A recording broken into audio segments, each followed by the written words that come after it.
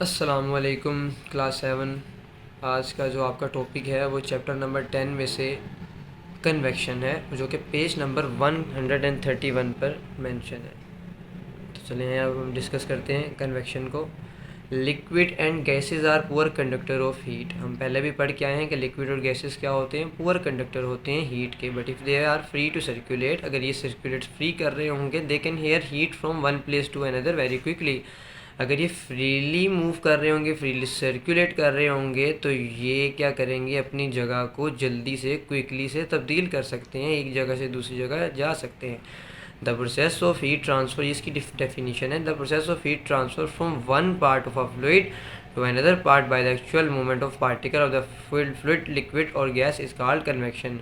कहता है कि एक फ्लूइड में से जो एक पार्ट है उसका वो दूसरे पार्ट में मुंतकिल हो रहा हो या आपस में चेंजिंग कर रहा हो मूवमेंट के थ्रू, पार्टिकल्स के मूवमेंट के थ्रू, क्या कहलाता है आपके पास, कन्वेक्शन। फिर बता रहा हूँ कि जो लिक्विड और गैसेज हैं वो पूरे कंडक्टर हैं, मगर अगर ये फ्री सर्कुलेट कर रहे होंगे तो ये वन प्लेस से अनदर प्लेस, मतलब कि एक जगह से दूसरी जगह क्विकली मूव कर जाएंगे, और ये कहलाता है आपके पास कन्वेक्शन। तो बेटा ये आपके पास कन्वेक्शन का एक्सपेरिमेंट है, जो कि हमने अभी कन्वेक्शन पढ़ी, उससे आप लोग ये एक्सपेरिमेंट देखें और इसको परफॉर्म करें, इसको समझें। आगे हम टॉपिक पढ़ेंगे कन्वेक्शन एयर का। कन्वेक्शन इन एयर, एयर में क्या है, कैसे होती है convection. Convection can occur in gases as well as in liquid. Convection occur कहाँ पे होती है, गैसेस में, और कहाँ और किधर होती है, as well as in liquids, liquids में पाई जाती है। फॉर एग्जांपल के through warmer air rises when it is displaces by cooler denser air sinking around it.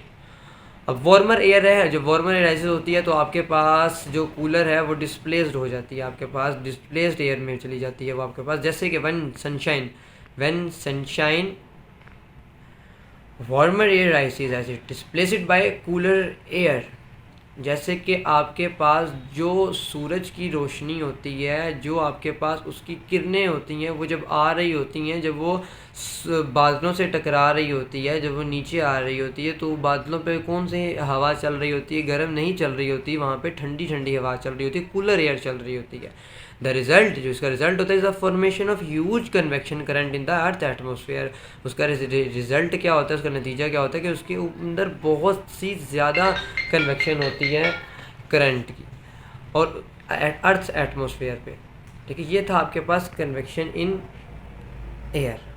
आगे हम पढ़ेंगे कन्वेक्शन की डेफिनेशन कि क्या होते हैं। वैसे मैंने आपको पीछे पढ़ा दिए, दोबारा पढ़ लेते हैं। The process of heat transfer from one part of a fluid to another part by the actual movement of particles of the fluid is called convection. ठीक है, ये मैं भी पीछे भी आपको पढ़ा के आया हूँ, ये आप गो थ्रू कर लीजिएगा। डायग्राम देखें तो डायग्राम में सन की रेडिएशंस कहाँ आ रही हैं, ज़मीन पे आ रही हैं। वार्मर एयर राइस भी ऊपर जा रहा है, वार्मर लैंड सरफेस भी है आपके पास, और cool bridge moving towards land भी है। ठीक है, ये आपको इस डायग्राम से भी ये टॉपिक समझ आ जाएगा। अब हम चलते हैं रेडिएशंस पे। तो radiations differs from conduction and convection. Radiation जो होती है वो मुख्तलिफ होती है, किससे, कंडक्शन से और कन्वेक्शन से। हीट ट्रांसफ़र मैकेनिज़्म, ये क्या होती है, हीट ट्रांसफ़र मैकेनिज़्म होती है in the sense that if does not require the presence of an material medium.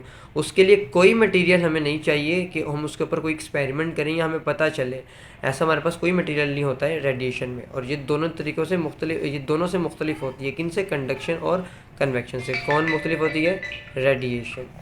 ठीक है,